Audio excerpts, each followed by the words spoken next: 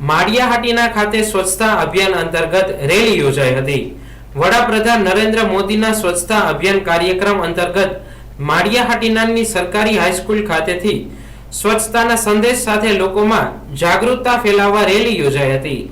શહેરના જુદા જુદા માર્ગો પર રેલી દ્વારા સૂત્રોચ્ચાર કરી સફાઈ દ્વારા સ્વચ્છતા કરવામાં આવી હતી। આ રેલીમાં જિલ્લા પંચાયત સદસ્ય Jitubhai Sisodiya, chamber of commerce પ્રમુખ મહેન્દ્રભાઈ ગાંધી, સરપંચ સંજયભાઈ પટેલ સહિતના આગેવાનો, સરકારી કર્મચારીઓ તથા વિદ્યાર્થીઓ જોડાયા હતા।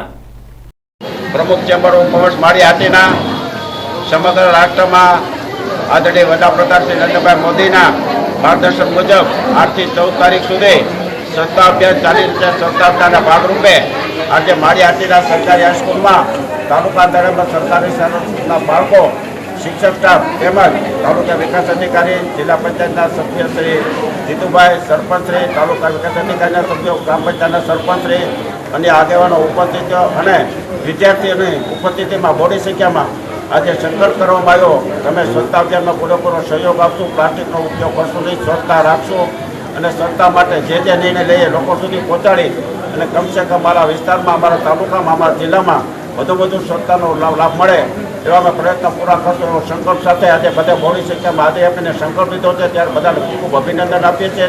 આજે રેલી દ્વારા માળા પ્રતાપ સુધી લોકોને જાગૃતિ માટે રેલી પણ કાઢવામાં આવી છે। આ માટે સરકારશ્રીના આયોજકોને ખરેખર ખૂબ હૃદયપૂર્વક અભિનંદન આપીએ છીએ અને આભાર વ્યક્ત કરીએ છીએ।